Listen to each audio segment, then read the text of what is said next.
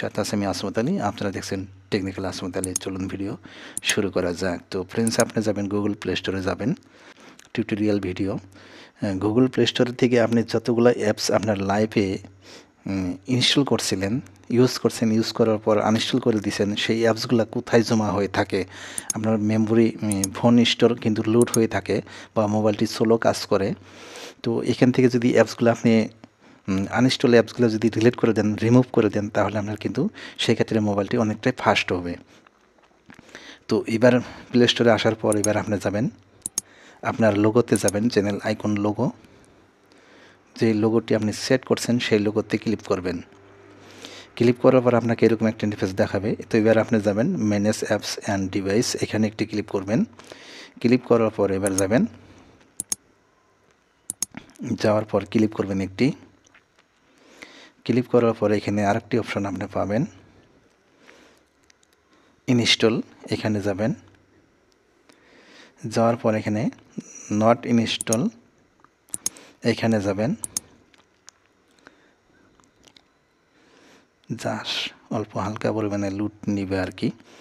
তো এখানে দেখেন আমার লাইভে আমি এতগুলো অ্যাপস আমি ইউজ করছি, গুগল প্লে স্টোর থেকে ডাউনলোড করছি, ইনস্টল করছি, তারপর কাজ করছি, কাজ করার পর আবার আমি আনইনস্টল করে দিছি। আনইনস্টল করে দেওয়ার পর এখানে কিন্তু সমস্ত অ্যাপস জমা হয়ে থাকে। এখানে দেখতে পাচ্ছেন আমার হয়তো কম আছে, আপনার হয়তো বেশি থাকতে পারে, অনেকগুলো অ্যাপস আপনার থাকতে পারে। তো এখান থেকে অ্যাপসগুলো আপনি কীভাবে রিমুভ করবেন বা ডিলিট করবেন, তার আগে ছোট্ট একটি রিকোয়েস্ট করব, যদি আমার ইউটিউব চ্যানেলটি সাবস্ক্রাইব করে না থাকেন তাহলে অবশ্যই চ্যানেলটি সাবস্ক্রাইব করে দিবেন, সাথে থাকা বেল আইকনটি প্রেস করে দিবেন, আর ভিডিওতে একটি লাইক অবশ্যই দিবেন। তো এবার কথা হলো, এখান থেকে আপনি দেখে যেই অ্যাপসগুলো আপনার কাজের না, দরকার নাই, সেই অ্যাপসগুলো আপনি এখান থেকে ডিলিট করে দিতে পারবেন। তো ডিলিট কিভাবে করবেন, এখানে টিক মার্ক করে দিবেন, ঘরগুলোতে টিক মার্ক করে দিবেন এইভাবে। তো আমি এইভাবে টিক মার্ক করে দিব যেই অ্যাপসগুলো আমার দরকার নেই। তো এখানে অলরেডি আমি 3টি অ্যাপস আমি সিলেকশন করে দিছি, চুজ করে দিছি, এখানে দেখতে পাচ্ছেন 3।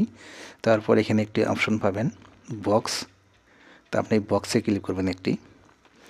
বক্সে ক্লিক করার পর এখানে দেখতে পাচ্ছেন রিমুভ একটি অপশন চলে আসছে, আর এখানে দেখতে পাচ্ছেন রিমুভ সিলেক্টেড অ্যাপস।